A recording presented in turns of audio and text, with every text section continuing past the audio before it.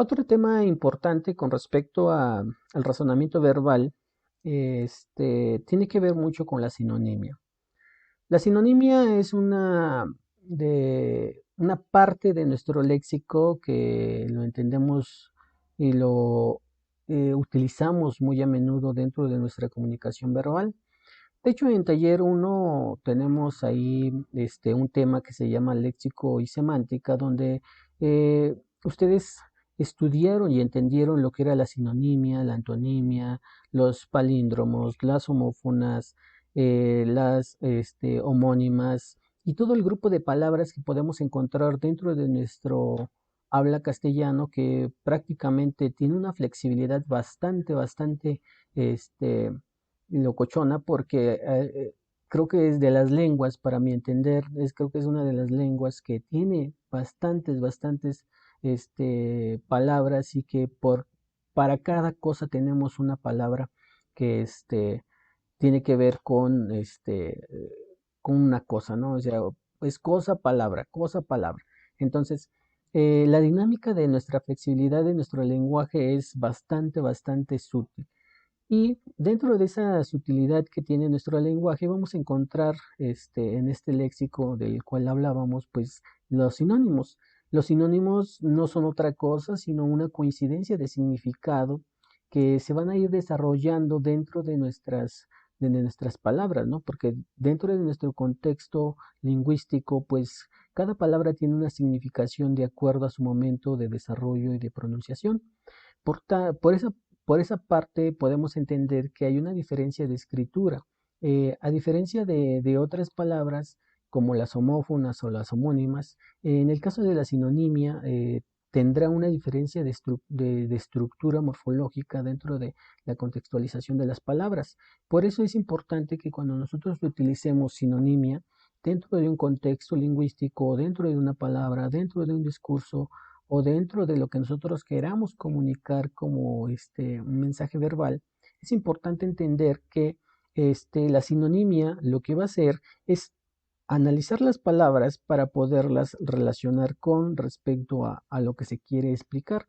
Por eso el empleo de estas palabras son importantes, que se contextualicen, porque al final de cuentas, si no contextualizamos bien las palabras, podemos tener este, eh, una diversificación de significados, porque al final de cuentas la sinonimia lo que va a hacer es precisar que tenga una riqueza lingüística en nuestra lengua, y que de ahí esa riqueza pueda acaparar todo lo que tiene que ver con la relación de palabras. Y es que al final de cuentas, cuando nosotros explicamos de una manera muy práctica su empleo de cada una de estas palabras y precisamos esas palabras dentro de nuestro lenguaje, el resultado que vamos a tener de ambas y de esa coincidencia de escritura, pues es darle sentido a ciertos discursos o ciertas palabras. ¿Cómo lo podemos entender así? Porque cuando nosotros vemos una sinonimia, la vamos a entender de dos formas. Vamos a tener una sinonimia contextual, perdón, una sinonimia conceptual, que al final de cuentas los conceptos que nosotros tengamos para utilizarlos dentro de nuestros discursos y dentro de nuestras formas de habla y de comunicación nos van a ayudar a mejorar esa comunicación y a tener una completa y absoluta resolución de las palabras que estamos evocando para darle sentido semántico a un texto cuyo significado pueden ser conceptos este, muy permutables en todos los sentidos. ¿Por qué? Porque la sinonimia, les decía, tiene una gran capacidad de sentido denotativo. Recordemos los dos tipos de lenguaje como denotativo y connotativo. Entonces, el denotativo prácticamente es el significado real de las palabras, mientras que en un lenguaje connotativo, pues es un significado fantástico, literario, que puede tomar o ejercer un significado diferente al denotativo. Por eso es importante que identifiquemos bien estas palabras de sinónimos, porque al final de cuentas, en el contexto ahí se va a reflejar, ¿no? Entonces, por ejemplo, tenemos aquí como carpófago, que tiene que ver con lo frugívoro, la ebriedad con la embriaguez, y el menino con el gato y el cubo con el hexaedro.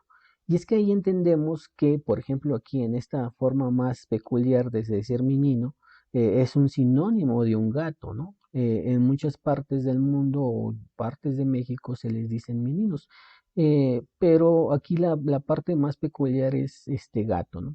Por el otro lado podemos llamarle este, a un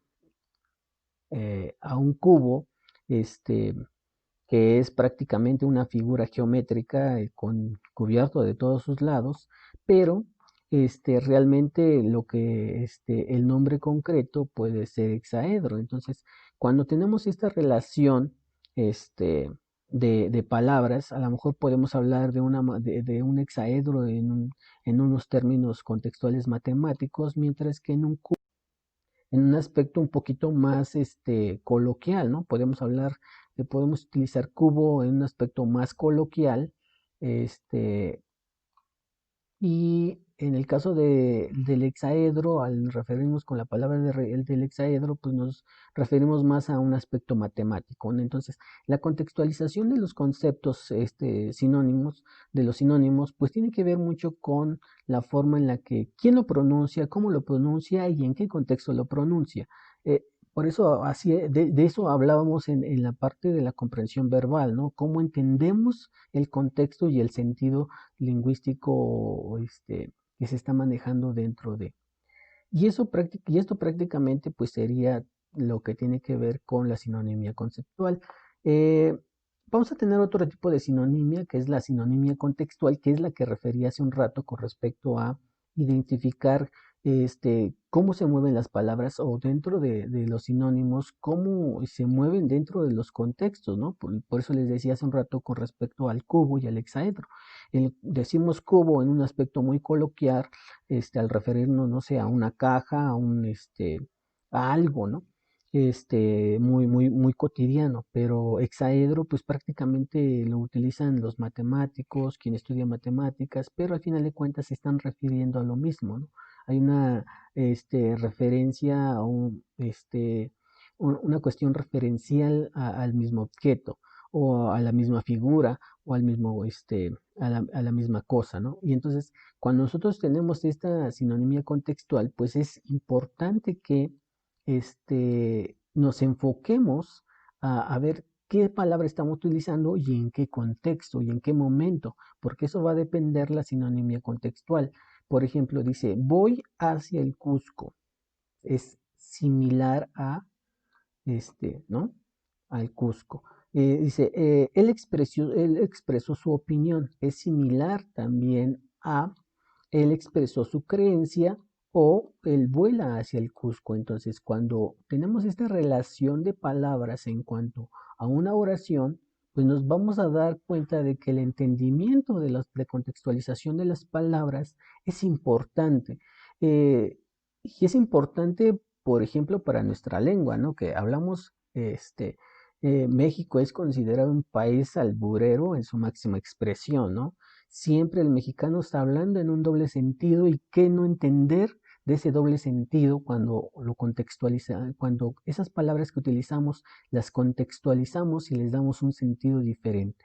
Es ahí donde entra, digamos, la particularidad de las cosas que podemos entender dentro de nuestra constitución, y entendemos que nuestra constitución lingüística del mexicano, pues siempre está jugando con las palabras y las ubica en los contextos que éste quiere para poder comunicarse con las personas, ¿no? A veces hay quienes nos alborean o alboreamos a veces de manera muy sutil y que pues las personas pues a veces las entienden y a veces no las entienden porque digamos que todo depende de cómo nos manejemos, cómo nos pongamos en la postura y cómo generamos nuestros discursos lingüísticos ante las demás personas.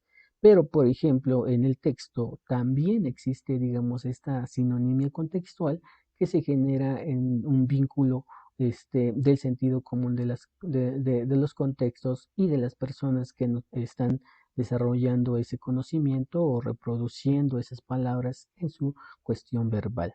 Y esto sería con respecto a la sinonimia.